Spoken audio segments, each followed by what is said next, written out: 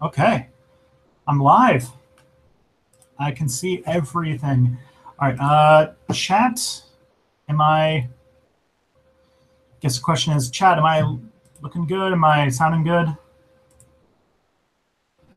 Just gonna go tweet out the link.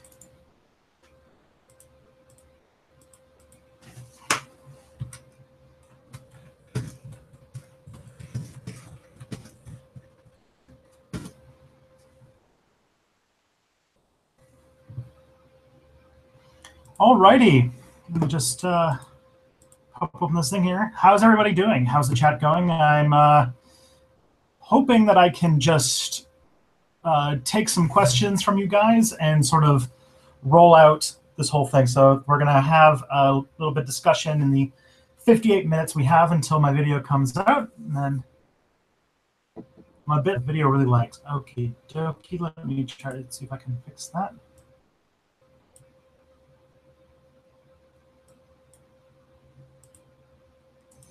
All right, let's see if this works better. I'm not so sure. I don't know how. I'm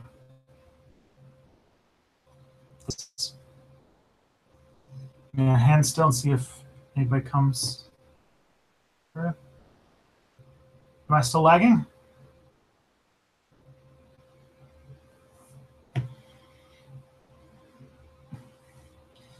All right, so see if I can find some cool questions to talk about.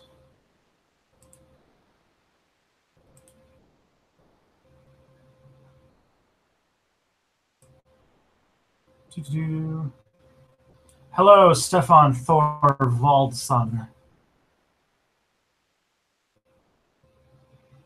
Is everyone hearing me well?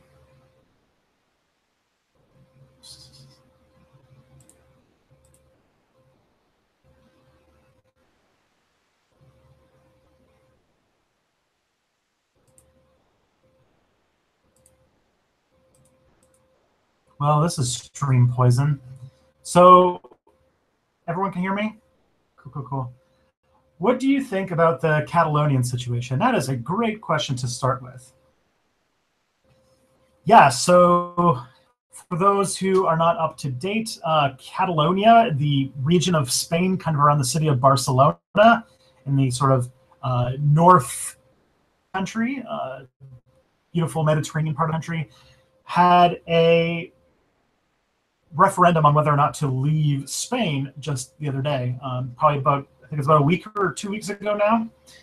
And it basically like 90+% to leave Spain, which was not much of a surprise.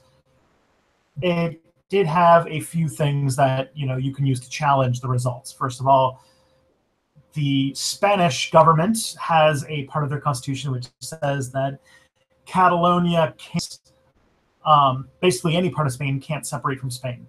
It's kind of like the U.S. Constitution, where there's like this whole thing about being part of the Union in perpetuity. But that's not like something that really counts in the realm of declaring independence in international law. So if like a plea to a group like the European Union or to the international community, they might be able to do it, especially if they can get a good vote going through. And I think that there are so many cool things going on, but the thing is that making the Catalonian referendum illegal and making it really hard to vote gave the Spanish, unfortunately, a very easy way to challenge the results of the election, because only those who are very dedicated to voting in it the polls, and those who were against the referendum might have taken the Spanish government's reason to not get involved with the election. Because if you think about it, if you're a Catalonian who is Spain loyal,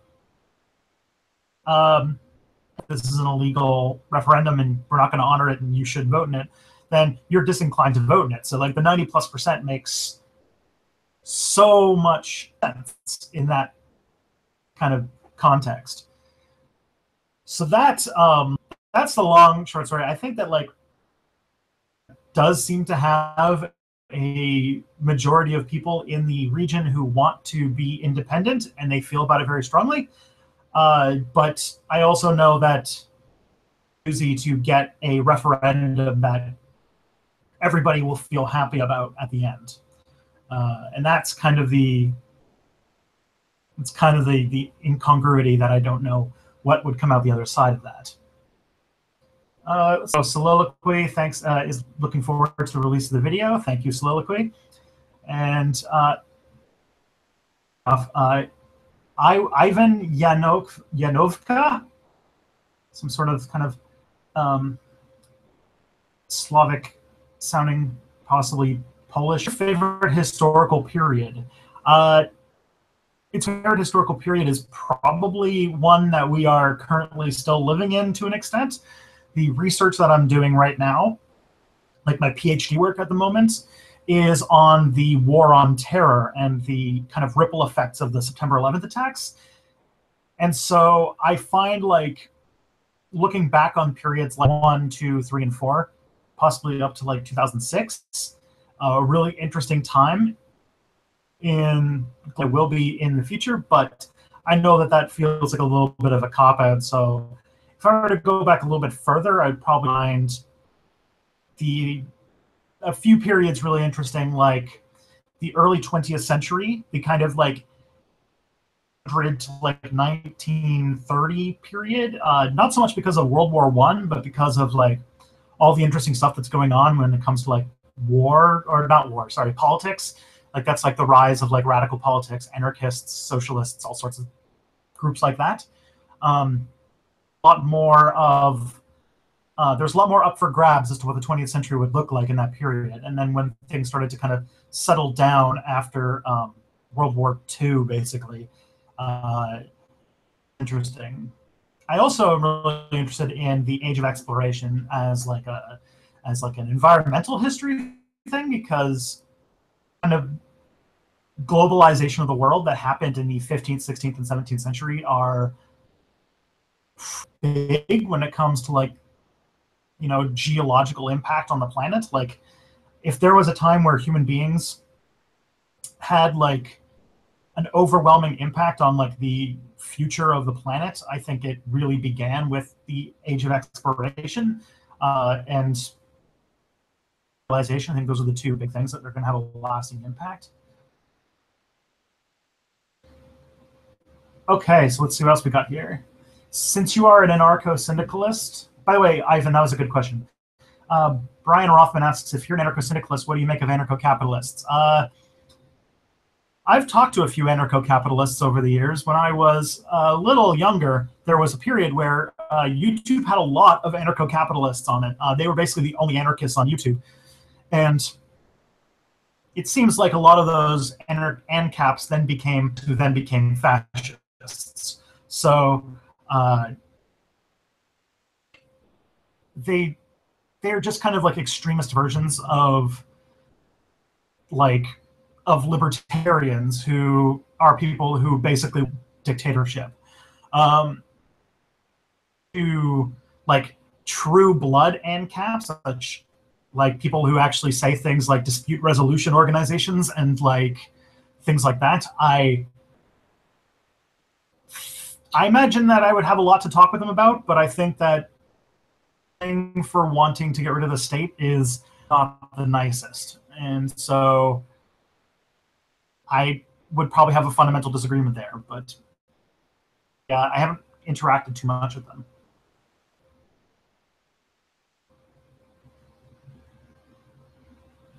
Okay, so maybe I can try to...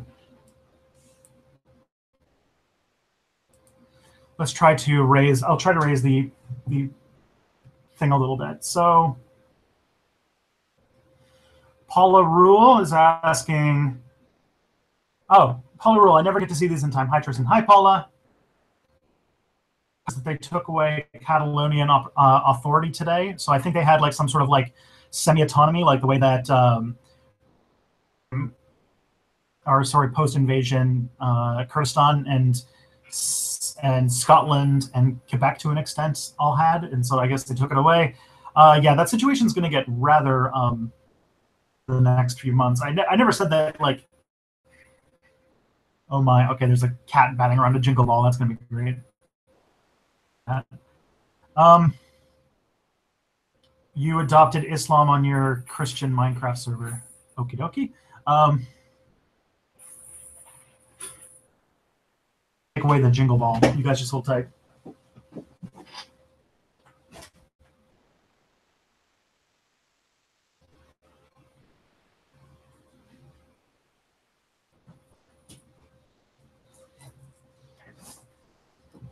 Yeah, sorry. This this was causing all the noise. Cats.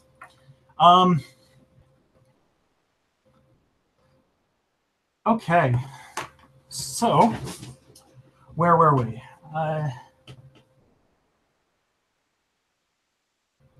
So yeah, NCAPs are neoliberals on steroids. Yeah, and that's a pretty good way to describe it, actually. In response to your post or to your answer, increase the quality somewhat. I had people complaining at the beginning of the stream that there was some sort of lag going on, and so I thought I would take it all the way down to low, and I guess I move it up slowly.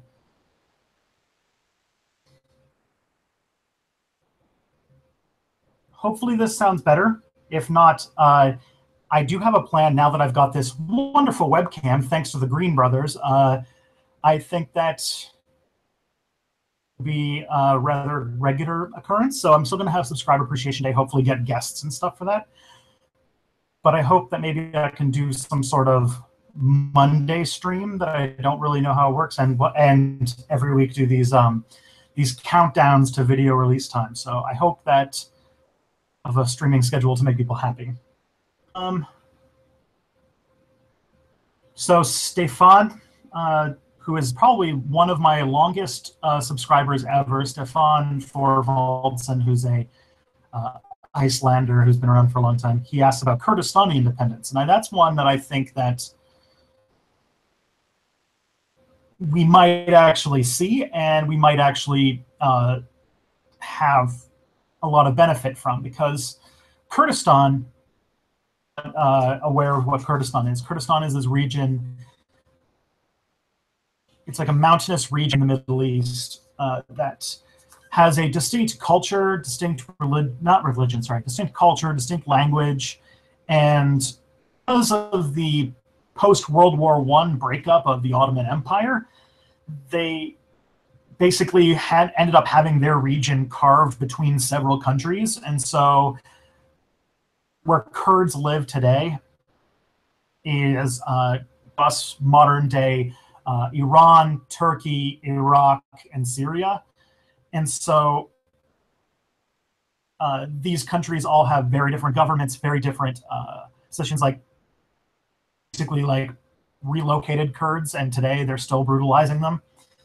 And the Kurds are still fighting the Turks over that.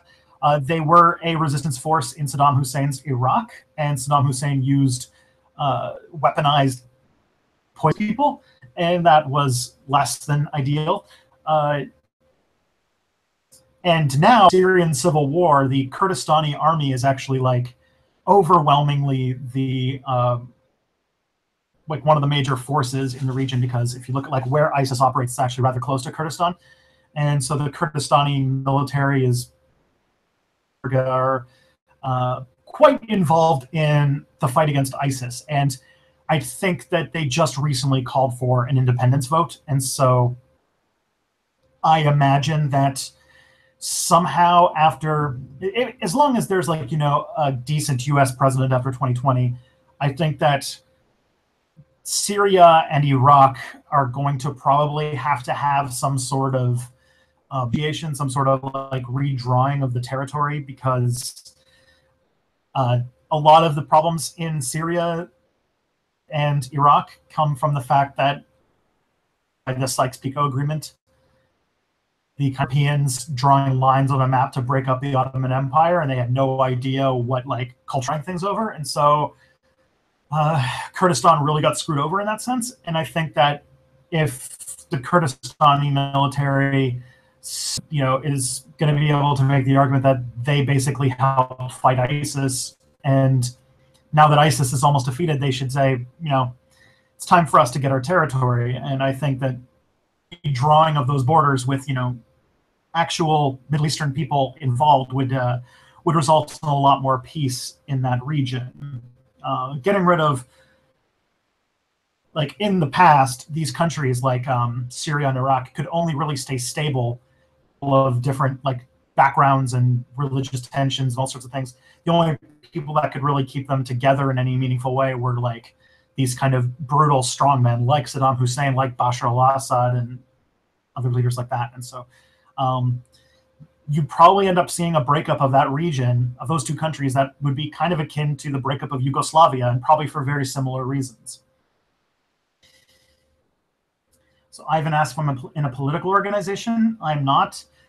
Sometimes I get really involved when the NDP do something interesting, the kind of Social Democrat Party in Canada, when they're the only party that is repute, the ones that aren't disgusting in my eyes in Canadian politics. So usually when they do something, I can typically get involved. I voted in the leadership race that just passed, and my candidate did not win, but that happens. What do you think of Rajoy behaving like Franco by sending in the police? Makes sense. I don't think I agree with it, of course, because it's terrible and brutal, but I don't know how the Catalan situation is going to turn out, especially now that the EU has kind of tried to throw their hands up and say, we're not going to get involved. And so, but it does seem like there is a contingent of the Catalonian independence movement that is saying, we're not going to back down. And so the Spanish and the Catalans are going to have to work something out, and I don't know how it's going to happen. I hope not. I don't think there will be a civil war, but there could be a lot of instability. If you want to find more about anarcho-capitalism, isn't just YouTube rants by Murray Rothbard and Karl Hess might be more your style. I honestly, when it comes to ANCAPs, I've actually read I watched a lot of YouTube videos about capitalism, but 10 years ago, and so maybe things have developed past the dispute rights organization. The idea that you'd have your car that would charge you every time you pull off your driveway, because every single road is a privately owned toll road. Make capitalism in effect would just be ramped up to 11, like having common just be private property that needs to cost money in order to maintain.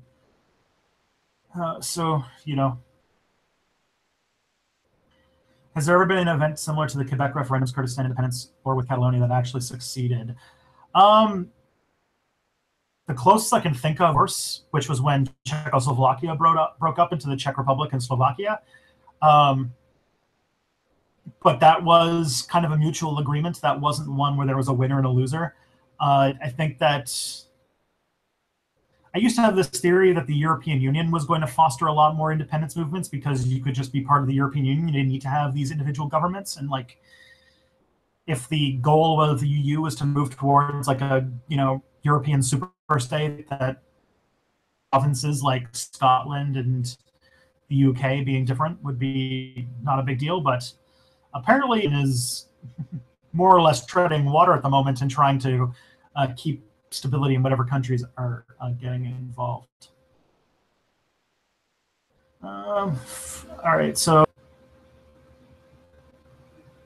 yeah, Stefan Molyneux. Stefan Molyneux is an example of an ANCAP that I remember being around when I was watching their videos a long time ago. Stefan Molyneux seems to have changed quite a bit in the decade since he was just talking about capitalism, but if somebody can lay it out, if I can find an anarcho-capitalist who can lay out their arguments that isn't like Alan Greenspan Molyneux and doesn't say things about how much they hate women and all that kind of crap, then I'd be happy to see it. But unfortunately, it seems company. Miles O'Borns. Miles Osborne says hi. I totally read Miles O'Brien because Deep Space Nine drew artificial borders all over the Middle East, Indian subcontinent, Asia, and Africa. The main reason for all the problems in those countries. You are right. Enjoytitude S. That is pretty much why a lot of the world is messed up in the way it is not only of colonization, which, you know, basically brutalized entire populations of countries, took most of their natural resources away, and then also completely changed the economics of these countries to just be pure resource extraction, to go back to a country where secondary industries could happen. And every time in a capitalist system, when you have like primary industries, secondary industries, and tertiary industries, every time you move up that ladder, there's more and more capital to be made. And so because during colonization, they took all of these countries and then they made them completely focused on resource extraction, and then basically all the resources back to Europe where all of the real wealth could be made, then they just kind of let them go. A lot of these countries are, I mean, completely, like, their infrastructure is completely tuned for resource extraction. Then they also enforce this through violence, repression, and you know, iron fists. And so colonization basically set like a legal precedent for strongmen dictators and violence. And then when they left, they drew a whole bunch of borders that make no sense. And so there's a lot of countries where there's divided ethnic minorities who get repressed, and results in things like genocide and war, because, you know, they want to make the borders make sense, and war is kind of the only way to do that, unless you have a lot of people agreeing on the same thing at the same time.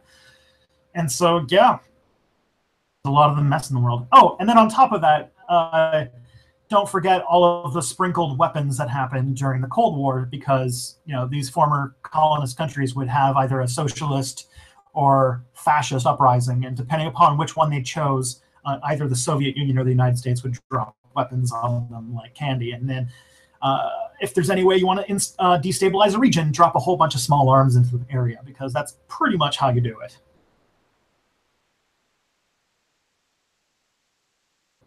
Okay, so thank you, Mark. Patrick Stump is asking what my opinion of Star Trek Discovery is. So I actually have been watching Star Trek Discovery. There was a lot of hot takes about the pilot that I kind of agreed with, colonialist undertones and some post war on terror. We need to skirt the law in order to give violence to these like religious fanatics that are violent, that are racially masked to look like their look. And that part wasn't great, but it seems like the show is getting a little bit better. It has some redeeming qualities. I still is far short of a Star Trek show. I actually am liking the Orville a little bit better when it comes to like feeling like a Star Trek show. But if Star Trek Discovery was like, if it was the exact same show but had none of the Star Trek stuff on top of it, it would be a good show. But because it's supposed to be this aspirational type of show where you show what an enlightened society would do in a given situation when we would just resort to violence, happening in Star Trek Discovery. And this is what utopic society does when these interesting problems come up. Deep Space Nine takes those ideals and pushes them to their limits in one of the most compelling. And Star Trek Discovery is just like, maybe it's exploring what happens when war kind of makes you abandon your principles and what it turns you into. Like the captain of the Discovery is this kind of spoiler alert, guys. He's kind of like this Dick Cheney type character, and he's very cruel, and it kind of, there's a few instances in a few episodes shows where like the mechanics of war and what they do to the human spirit, and how war kind of perverts the human spirit on itself. Like there's an episode where there's like this captain XO of the Discovery gets put into the captain. Doesn't really feel confident in his command because he was supposed to be shadowing under the captain that was killed in the pilot. Spends the episode doing these extremely cruel acts because he thinks that this is what strong captains do, and realizes that he was doing horrible things at the end of the episode. And I think that if Star Trek Discovery is building towards anything, it's that there's going to be this conflict between the ideals of Starfleet, the ideals of like, about like the TNG good stuff, and what war does to you. And I really hope that it's building up to, because at the moment, I think that depending upon who watches it, you can be very much convinced that it's a show that's either promoting the kind of state of exception that war creates, or it's a show that promotes what kind of poison the war on terror has been to our society. And I'd be really interested to see how that turns out. I'd really like to see if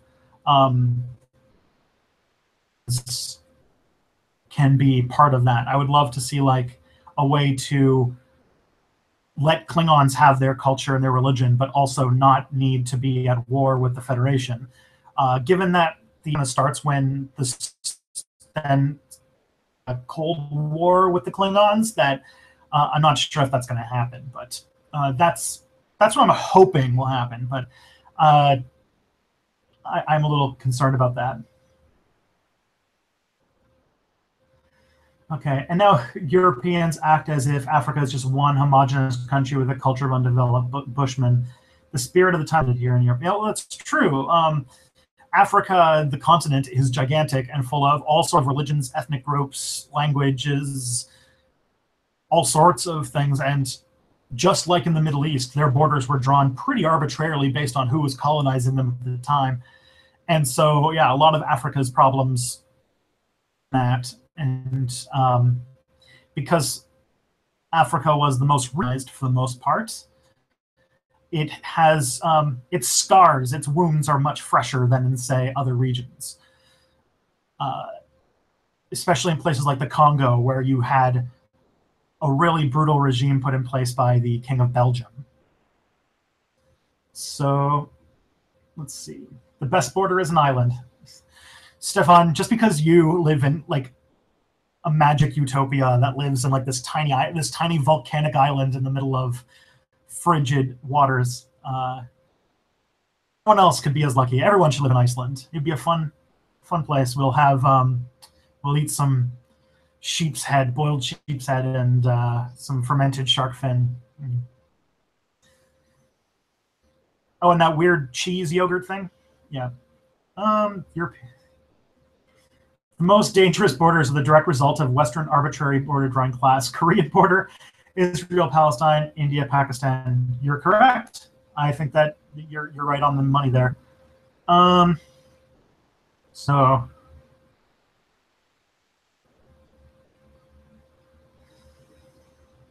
what are my favorite shows at the moment?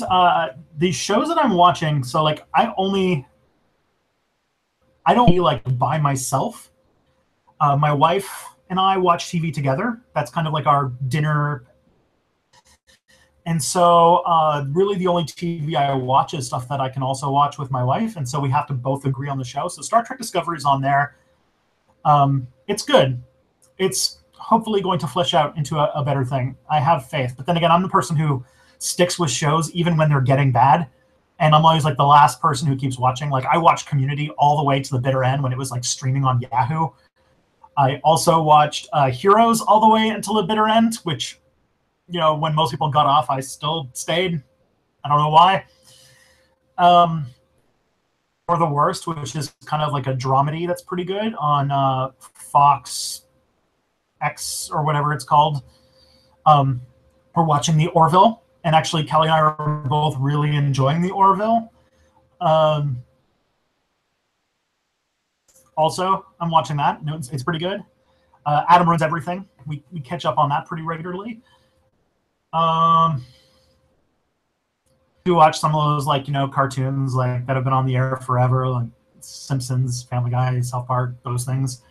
The only show that I watch without Kelly, because she doesn't really like the show very much, is Rick and Morty, and I think it's good.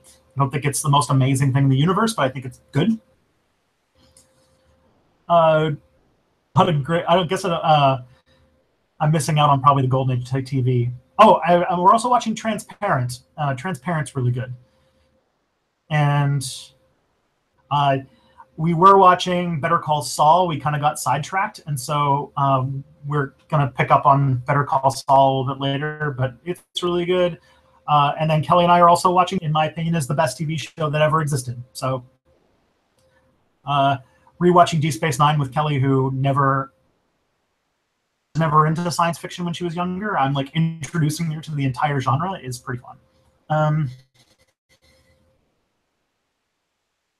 Speaking of space politics, space religion, if humanity colonizes Mars in centuries after, what would people born there be referred to? Probably Martians. And I think that the kind of sci-fi references in that will probably start to stick. But yeah, Martians. Is there anyone that doesn't want to live in Iceland? No hot summers and puffins. Yeah, exactly.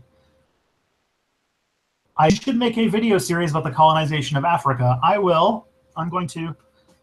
Where's my pen? Here's my pen. Look. This is a piece of paper. I'm going to write that idea down because that is a good idea. The race for Africa is something that no one's talking about, and I have been really wanting to talk about. Wanting to talk about something to do with the African continent at some point, and that'd be a good one. Africa.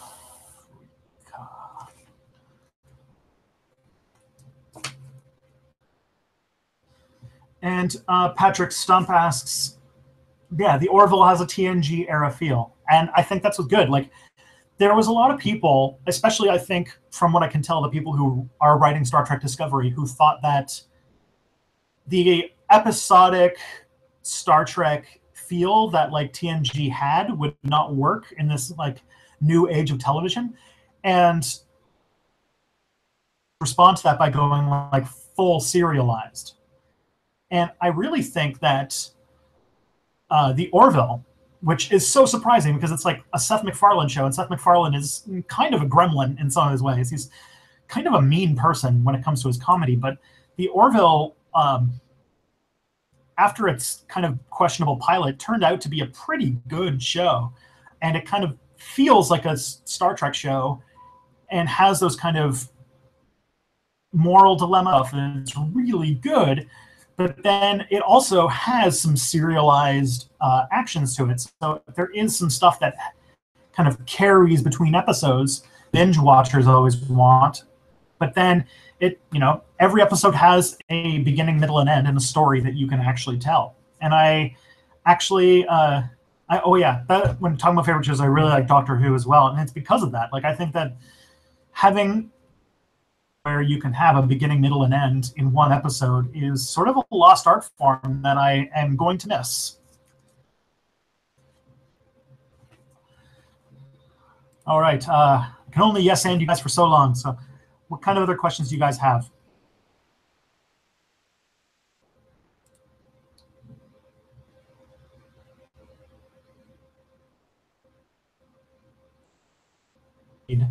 Slack while I'm here. What do you guys want to know? Like, I haven't been following. Like, I think when it comes to the Orville, I know that there's a lot of animosity towards Seth MacFarlane on the internet, myself included. I have a lot of issues with the way he talks about women, the way he talks about a lot of things. I've been trying to avoid the Orville hot takes because I know that that's going to poison a lot of the discussions about it. So I've been, and when the season's over, I can see where it goes. What's your opinion on taking down historical statues? Seems to be a trend for nations now: Poland or Soviet war memorials, Chancellorsville, Columbus, and the Boer War Memorial in Toronto. I did not know that there was a Boer War Memorial that was going down in Toronto. I live fairly close to like just down the street, actually, there's a World War I memorial. But all right, but Lion 24. I am broadcasting from downtown Toronto, so I was trying to remember if that is something that I had heard about. So anyways, the statue question. I had a bit of a discussion with a cynical historian about this, and I actually am pro taking down statues, and I'll tell you why. A lot of statues are like, okay, so I study memorialization. So I study, like, part of my research is how people remember and make things into memorials. And there's a difference between a statue or a memorial and a museum. Like, a museum is something where everything should be allowed. It is to showcase our history for good and bad. It is an academic place of learning. It is a place where you take kids on field trips so that they learn about their past. Or a statue is a venerative display. It is trying to, through our memorials and statues and plaques, we are, as a culture, deciding what parts of our past ice in our present, and which ideals we want to solidify for future generations. You don't make a statue because you want to tear it down. You make a statue because you want it to last forever. You want the idea of that person or thing or event to never go away. And a lot of those Confederate statues were in periods where there was a lot of racial conflict in the United States. And so there was, and a lot of them had, like, opening speeches by actual KKK members and things like that, to show that these Confederate statues are not there to, are basically there to venerate and try to preserve, like, race, like white supremacy and racial segregation. Sometimes even explicitly so. To tear those statues down is a statement of something that's changing in our culture. Something that I am pretty on board for, actually. Because if you think about being a black person living in, say, Charlottesville, you could imagine that seeing a statue every day as a memorial to white supremacy would be rather demoralizing. It's a constant reminder that you live in a place where your race is considered subordinate. Yeah, if that was happening to me, I'd like to tear it down too. So I would definitely statues, and I would be down for replacing statues. Like, I'm not anti-statue. I just think that we need to find new things to make statues about. There are a lot of really great things in our past that don't involve shooting people or owning slaves. So that's what Setback kind of tries to do. Okay.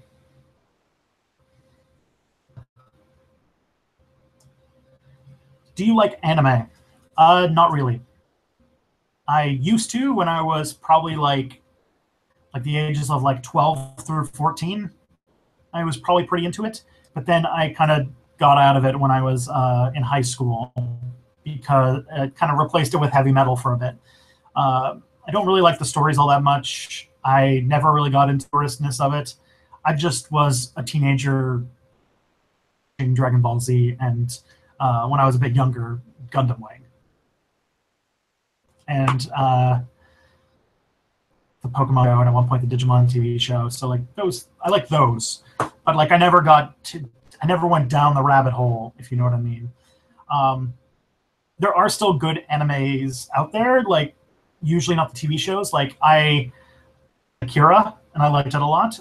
I liked the Scarlett Johansson movie, but like the original movie. Pat Labor, like those are good. I feel like there might be more hope in anime movies than the TV shows. Actually, I also recently tried to watch Attack on Titan, and I liked it for a bit, and then it kind of got grating when there's like a sequence in that show when like the action of the show is all focused on them having like these these gas powered like things that make them basically move around buildings like they're Spider-Man, and because they need to like swipe at the big monster's neck or something. And so they were like out in the plains on horses, remember anymore. And when they needed to fight the Titans, they just found a very convenient forest to fight in with really big trees. And I was just like, okay, like it's just like a way for them to have gratuitous action. Gratuitous is a word I say a lot when it comes to anime TV shows, and it's usually the thing that makes me get away from them. Must admit, my favorite star is old and trashy, but I like the diplomacy and they're dealing with hostile aliens. Daniel Jackson from Stargate 1 reminds me a bit of Star Trek. The original series is fun in its own campy way. I find it a fun show. The Next Generation and Deep Space Nine are probably my favorites. Probably Deep Space Nine wins out because I think those are the ones that were on the air when I was a kid. I don't hate Voyager as much as most people did, but still not the best.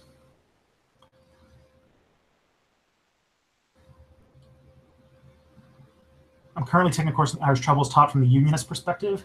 It's quite interesting. We've been through the former soldier from both sides to talk about it. That's pretty cool. I don't know if you care about politics, but what's your thought on the new NDP leader, Jagmeet Singh? So Jagmeet Singh, so when the NDP was going through its leadership race, I bought membership and I got involved. I campaigned, I voted, and I did everything for Nikki Ashton. And there was a lot of stuff where Jagmeet Singh was starting to show his colors as being very like, and kind of just like a slightly more left-wing version of Justin Trudeau, which was something that, you know, I'm done with Justin Trudeau. I was kind of like lukewarm about that. And when Jagmeet Singh won the first round, I did hear that like near the end of the campaign, he started adopting much more left-wing positions and choosing Jagmeet Singh. Like, I really wish Nikki Ashton had won, but Jagmeet Singh being the first person of color to lead a national party in Canada is a really big deal. I think that that's really important and a good step forward for our country. Two, I think that he is a good campaigner, a good charismatic leader. If the NDP is going to win in this, like, you know, millennial era of politics, Jagmeet Singh with that, and he's like, you know, he's out-charm Justin Trudeau. So that will be tough. But and he's no longer like saying that he's kind of okay with pipelines and stuff like that. So I think that Jagmeet Singh could have some promise for the party in 2019. I'm not sure if he'll form government, but he could definitely force Justin Trudeau into a minority, in which case he'll have to either give up some NDP positions, like maybe look at electoral reform again. That would be nice. Or show his real colors and start with the Conservatives, with what's it called, Andrew Scheer, the new party leader, and that's going to make him look really ugly. It's also such a short amount of time between 2015 and 2019. Justin Trudeau went from being the youngest party leader to the oldest, which means that like this is like a Justin Trudeau and Jagmeet Singh kind of represent like a new generation of Canadian politician, which is kind of interesting.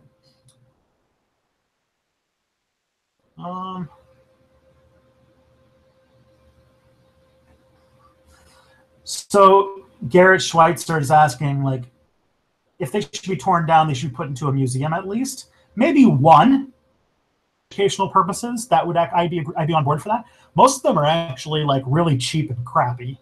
And so those ones, whatever. But if we're going to have a museum of race relations in America, we should have a former Confederate statue. Maybe the one that got torn down shortly after Charlottesville. That'd be a cool one to keep.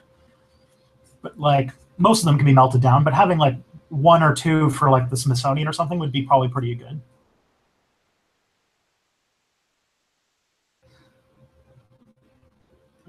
We can move them to a bad ideas graveyard.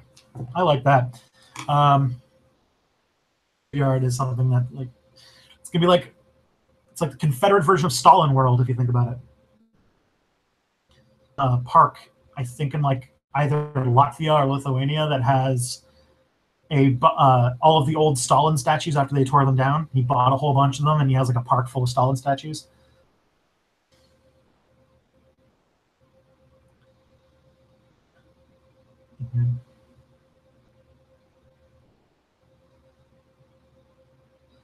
University Avenue and Queen Street West. Oh, that's actually not far from here. Um,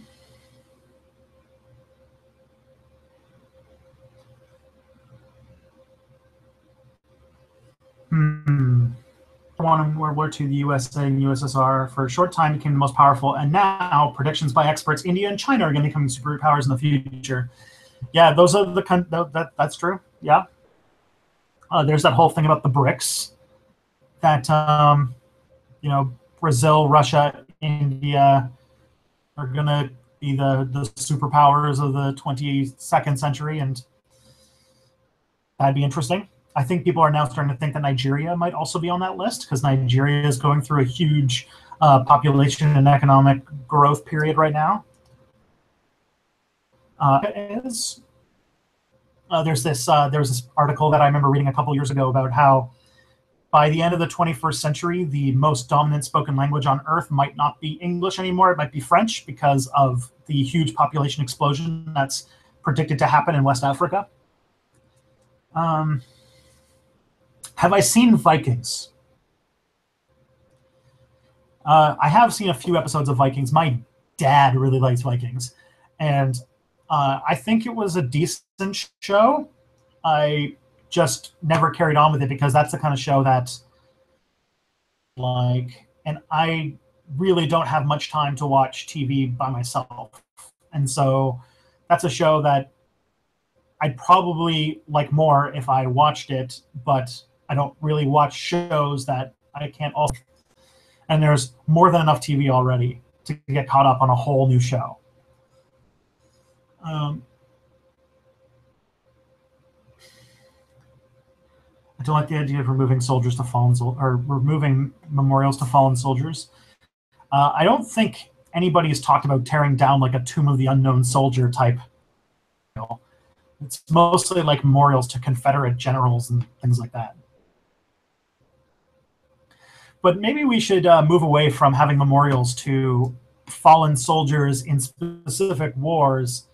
And if we need to have memorials to soldiers, because if war is something that we need to encapsulate in memorials so importantly, then maybe have a memorial to fallen soldiers of war.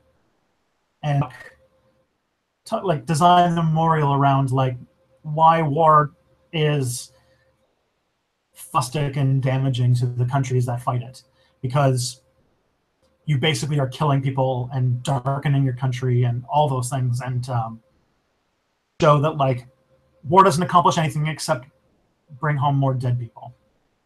That'd be a good memorial. No one would ever build it, but that'd be a good one.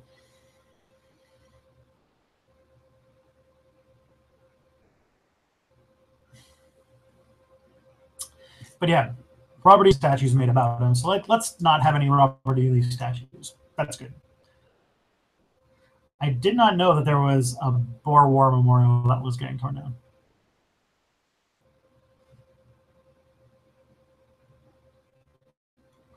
What do you think of the medals of honor here in the States that were given to soldiers of the Battle of Little Bighorn and such?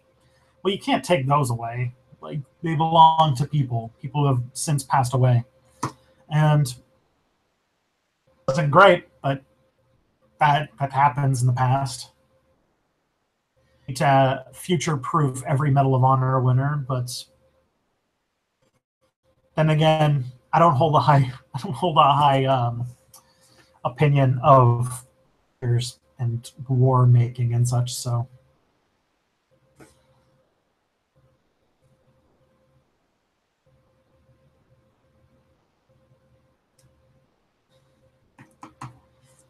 honestly, they're artifacts. They're medals of honor. So like they give them away for bravery or whatever, and in the past that meant bravely genociding tons of people. Awful. But nobody like they're not a public display anymore. Like they're things that a family has. They're artifacts, but like nobody's going to. At least I hope not. No one's going to point to like how great their ancestors Bighorn, where like they massacred tons of Native Americans. Like, yeah, but it's like a private thing. It's not like a statue or something. A statue to the battlefield of Bighorn would be a problem. The Boer War, not a great war. I would be okay with tearing down a statue to the Boer War. Not our finest moment, Canada. We didn't have much of a choice because we were still a dominion, so our military still technically belonged to the Great Britain. But I don't think we should be venerating that part of our history too much. I don't think that Canada in general should take much pride in war. I don't think that that's the Canadian brand. Like venerate something to like show off how great Canada is as a country. It should be things like or like peacekeepers or the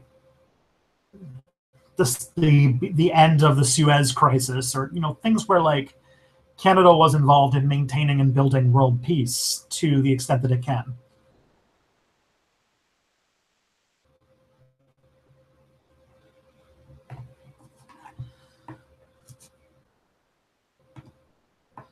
So from the year to before World War I, many Medal of Honor recipients got rewarded some ridiculous things. Wounded Knee is probably the most controversial. Yeah. But like, what are you going to do? You're going to go to like a veteran, like, the veteran's great-great-grandson and say, yeah, we're taking that away because when we gave it out like 100 years ago, we were monsters. Like, whatever. It's like, I don't know. It feels like that's a lot of effort to go through to retroactively take away someone who already has been dead for decades, or if not centuries. Most wars are a testament to the failure of diplomacy. I agree.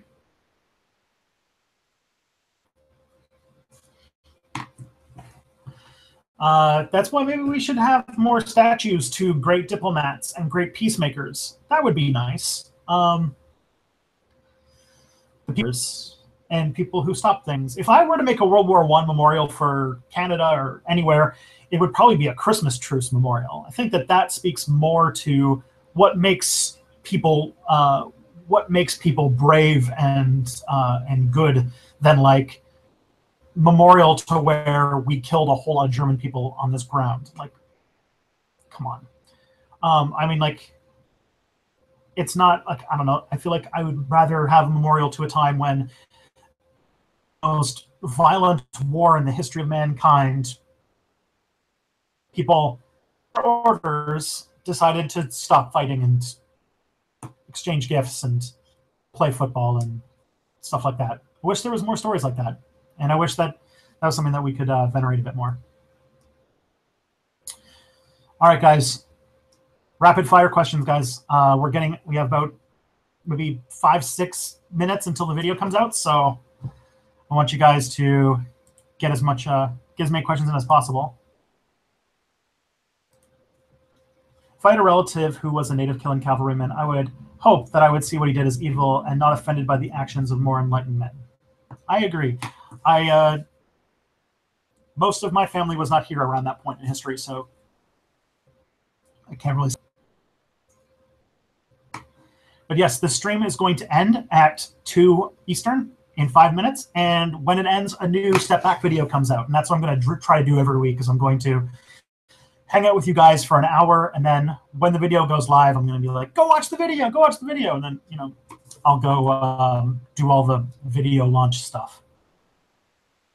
Do you think a new world order is in the making? I hope so. Daunting at the moment, but I think that there's a lot of problems that are wrapped up in our like post-World War II like baby boomer mentality. And I think that a lot of the problems in the world are due to the fact that baby boomers in most countries, that when millennials especially start to come to positions of power, that we're going to have a different outlook on the world. We're already showing that we have a different outlook on the world, and that new world built out of people who did not grow up during the most prosperous time in the West's history. It's of 5+% economic growth every year. People who you experience over objects and people who are first of the horrible grind of capitalism, and hopefully we'll see some change. I'd like it. Oh, there is a Christmas tree statue in Liverpool. That is awesome.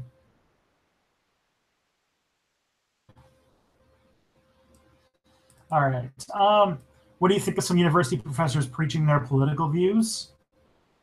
I don't know. It depends on the subject. It depends on what's going on. The thing is that, like, in that preaching your political views is really what happens when you teach social studies. Like, there's a lot of conservatives out there who get mad that there's like liberal professors, but like I actually am a believer that reality does seem to have a bias in the kind of leftward direction because it's just how the world works.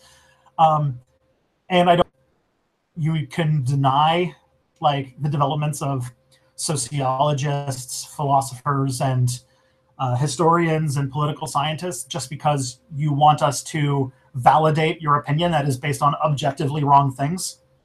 So I don't see that as being fair. It's just being academic. But I can see that if you are mad about opinions than you and you're wrong because you have those kinds of opinions, then you can I can see why you'd be mad, but it's part of the reason why there is a correlation between education and left politics.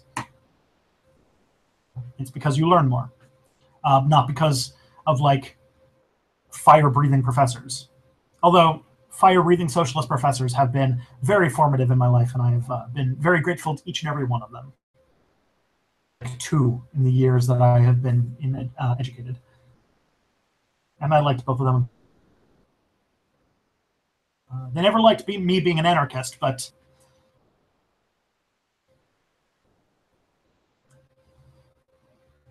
what do you think about the Catalonian crisis? I think that it's still in its early stages. I don't know how it's going to wind up.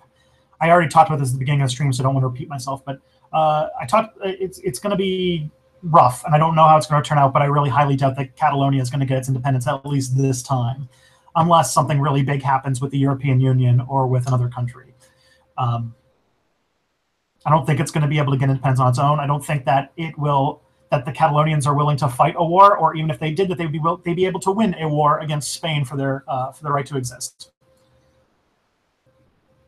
What do you trust more, books or documentaries?